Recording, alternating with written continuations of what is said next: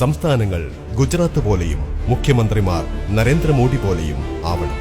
ഒരിക്കൽ ഇന്ത്യയിലുടനീളം മുഴങ്ങിക്കേട്ട മുദ്രാവാക്യമാണ്.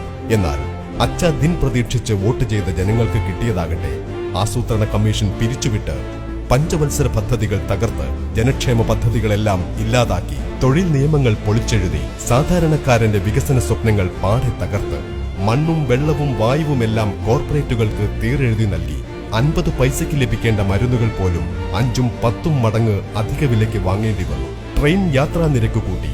ക്രൂഡ് ഓയിലിന്റെ വില കുത്തനെ ഇടിഞ്ഞിട്ടും പെട്രോളിയം ഉൽപ്പന്നങ്ങളുടെ വില കുറച്ചില്ല. അവശ്യ സാധനങ്ങളുടെ വിലയും കുറയുന്നില്ല. മറുപക്ഷത്താകട്ടെ ഫാഷിസ്റ്റുകൾ അധികാരത്തിലെത്തിയതോടെ സോഷ്യലിസം ഇല്ലാതാകുന്നു. ഗാന്ധിഘാതകനായ ഗോഡ്സെയുടെ പ്രതിമ സ്ഥാപിക്കാനും ക്ഷേത്രം പണിയാനും തുടങ്ങി. ഗാന്ധി വധവുമായി ബന്ധപ്പെട്ടതടക്കം 1.5 ലക്ഷം ഫയലുകൾ പാർലമെന്റിൽ നശിപ്പിച്ചു. 800 വർഷങ്ങൾക്കു ശേഷം ഇന്ത്യക്ക് ഹിന്ദു ഭരണാധികാരിയെ ലഭിച്ചെന്ന് സിംഗാൾ പ്രസ്താവിച്ചു. ഞങ്ങളുടെ അന്തിമ ലക്ഷ്യം ഹിന്ദു രാഷ്ട്രമാണെന്ന് RSS ന്യൂനപക്ഷ വിഭാഗം മേധാവി വിരാട് പാട്സ്പോ പറയുകയുണ്ടായി. ഗോഡ്സെയും ഗാന്ധിയും മഹാന്മാരെന്ന് സാക്ഷി മഹാരാജ്. ഇനി ഗാന്ധി പ്രതിയും ഗോഡ്സെ വീരപുരുഷനുമാവും. മോഹൻ ഭഗവതിന്റെ ലൈവ് പരിപാടി. ഭരണഘടനയുടെ ആമുഖം മാറ്റണമെന്ന് പ്രസ്താവന. MP-മാരുടെയും മന്ത്രിമാരുടെയും വർഗീയ പ്രസ്താവനകൾ. വിദ്യാഭ്യാസ ചരിത്ര മേഖലയെ കാവ്യവൽക്കരിക്കാനുള്ള ശ്രമങ്ങൾ. ഖർവാപസി.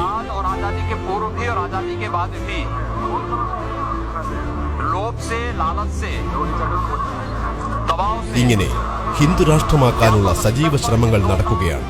ഇതോടൊപ്പം ന്യൂനപക്ഷങ്ങളുടെ മേൽ ഫാഷിസ്റ്റുകളുടെ കടന്നുകയറ്റം വർദ്ധിച്ചു. ഭയപ്പെടുത്തി കീഴ്പ്പെടുത്തുക എന്ന ശ്രമമാണ് ഇപ്പോൾ എവിടെയും നടക്കുന്നത്. ഒരു വർഷത്തിൽ ശരാശരി 450 കലാപമായിരുന്നു രാജ്യത്ത് നടന്നിരുന്നതെങ്കിൽ 200 ദിവസത്തെ ഭരണം കൊണ്ട് 600-ലധികം കലാപങ്ങൾ നടത്തി. UP-യിൽ മാത്രം 500-ലധികം ഏറ്റുമുട്ടലുണ്ടായി. ക്രിസ്ത്യാനികളെയും വെറുതെ വിട്ടു.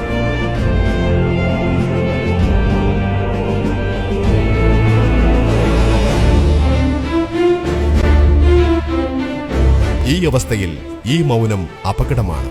കീഴടങ്ങലോ ഒതുങ്ങിക്കൊടുക്കലോ അല്ല.